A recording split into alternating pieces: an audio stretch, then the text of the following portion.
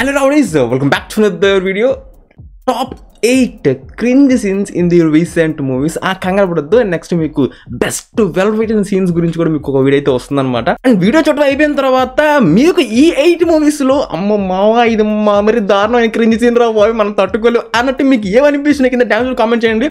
ఒకవేళ నేను మిస్ అయిపోతే నేను కూడా చూసుకుని హ్యాపీ కసేపు నవ్వుకుంటా. అండ్ దాంతోపాటు తిట్టుకోవద్దు. మూవీ రికమెండేషన్ మాత్రం చూస్తున్నాను, అంటే మనకి అంత సామాన్యంగా నచ్చవు కాబట్టి కొద్దిగా టైం తీసుకున్నా, బట్ త్వరలోనే మీకు రిలీజ్ అవుతుంది. డోంట్ వరీ, ఓకేనా? All right, coming to the first one, Saindhav movie. ప్రతి ఒక్కరికి బాగా చిరాకు వచ్చింది ఏంటి అంటే బ్యాడ్ స్టాక్స్ అమ్మో విపరీతంగా వాడేశారు అనమాట. కానీ నాకు మూవీలో ఆ డైలాగ్ ప్రతిసారి వింటూ ఉన్నా కానీ, లేదంటే కనుక ఫైట్ సీక్వెన్స్లు, డమ్ యాక్షన్ సీక్వెన్స్, ఆ కొరియోగ్రఫీ కానివ్వండి, ఇవన్నీ పక్కన పెట్టేస్తే సినిమా అయిపోతున్న ఎండింగ్ టైంలో అనమాట పర్టికులర్గా ఒక చిన్నపాటి బుక్ పట్టుకొని న్యూస్ పేపర్స్ దగ్గరకు వచ్చి ఇది ఒక సైకో అనే స్టోరీ, నా గురించి కనుక మీ న్యూస్ పేపర్లో ప్రింట్అవుట్ చేస్తే హ్యూజ్ బ్లాక్ బస్టర్ కొట్టేసిద్ది అని చెప్తారు కదా.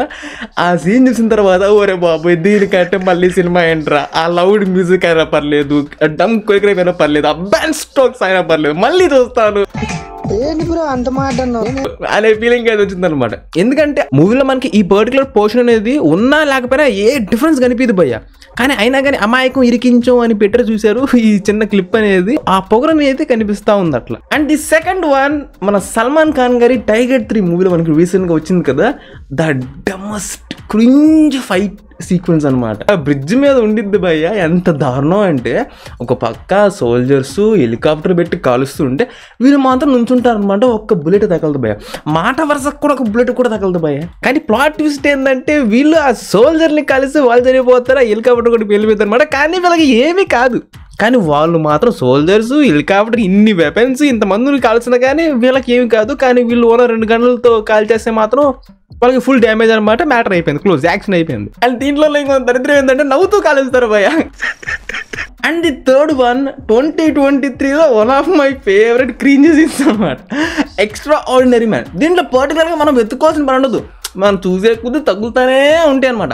అండ్ వాటిల్లో నేను థియేటర్లో పగలబడి ఏంట్రా బాబు ఎట్టుందని చెప్పేసి బాగా చిరాకు పడింది ఉందంటే కాంతారా స్పూఫ్ భయ్య. అసలు అది ఎక్స్పెక్ట్ కూడా చేయలేదు, సడన్గా వచ్చి ఆ చీకట్లో జరిగితే అసలు మామూలు కూడా థియేటర్లో ఎంత చిరాకుతో నవ్వుకున్నానంటే ఒరే బాబు ఏంటి ఇట్లాంటి సినిమాకి వచ్చాను నేను ఇప్పుడు అనిపించింది. అంటే ఇది కాదు, ఈ మూవీలో ఉన్న గొప్పతనం ఏంటంటే ఒక క్రింజ్ సీన్కి మించి ఇంకోటి ఉంటా ఉండేది అనమాట. అంటే కొంచెం నరేష్ గారి పర్సనల్ టాపిక్ వెళ్ళటం, దాని తర్వాత వెనక నుంచి పట్టుకోవడం అంటారు, సో ఎట్లా అన్ని అనమాట, అన్ని రకాలుగా ఒకదానికి మించి ఒకటి ఉంటా ఉండేది దీంట్లో. అది స్పెషాలిటీ అనమాట ఎక్స్ట్రా ఆర్డినరీ మ్యాన్లో. అందుకే వాళ్ళు తెలివిగా కూడా ముందుగానే టైటిల్ కూడా మెన్షన్ చేస్తారు ఎక్స్ట్రా అని చెప్పేసి, అంటే వాళ్ళు చేసే ప్రతిదానికి ఒకటి ఎక్స్ట్రా అనేది ఇంకా వస్తూనే ఉంటుందని చెప్పేసి. And the fourth one, Guntur కారం. దీంట్లో 2 ఉన్నాయి భయ్య.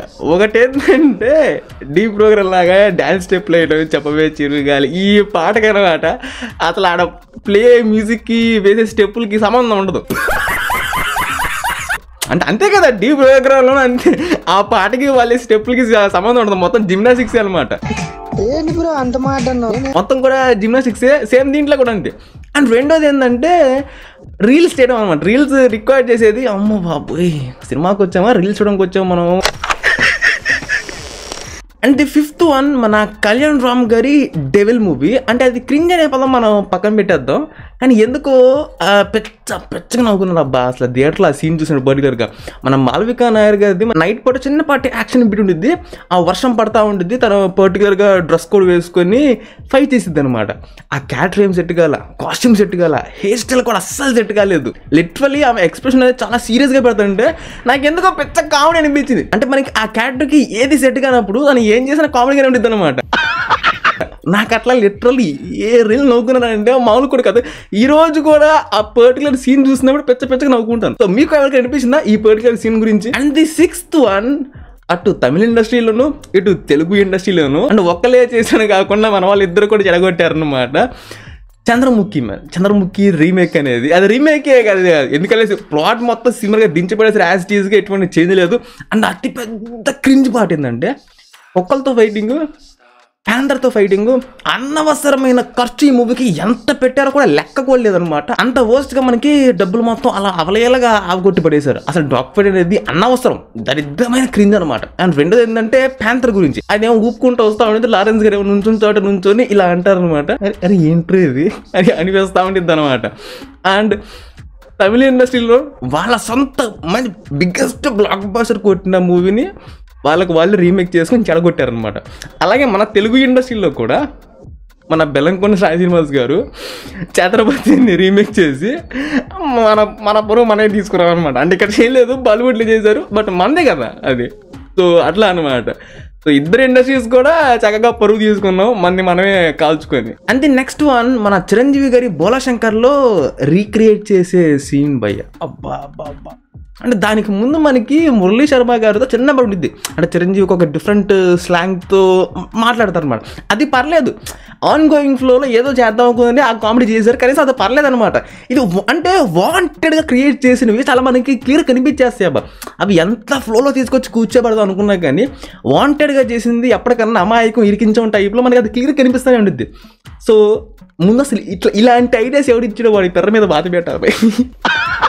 అంటే చిరంజీవి గారి పాయింట్ ఆఫ్ వ్యూలో సరే మన తమ్ముడే కదా, మనకి ఇలాంటి అవకాశాలు ఎప్పుడో వస్తాయి, సరదాగా రీక్రియేట్ చేద్దాం అని ఆ పాయింట్ ఆఫ్ వ్యూలో ఆయన ఉండొచ్చు. అసలు ఇది చేద్దామని ఐడియా ఇచ్చిన వాళ్ళు మన మెహర్మో, అసలు ఇలాంటి క్రియేటివ్ థాట్స్ అసలు ఎలా వస్తాయో అసలు అర్థం కాదు భయ్య. కనీసం షూట్ చేసినప్పుడు చూసుకున్నప్పుడు అదే అసలు సెట్ కాలేదే, కనీసం మనం ఎడిటింగ్లో లేపేస్తే పని అయిపోయింది, ఆ పని అయినా చేసి ఉండొచ్చు, బాగుండేది. అది కూడా చేయలేదు. అంటే అంత కాన్ఫిడెంట్గా పెట్టారనమాట, నచ్చింది అని చెప్పేసి. And last but not least ending this video with the future Boyapati for the Tollywood man. You need to be proud of it.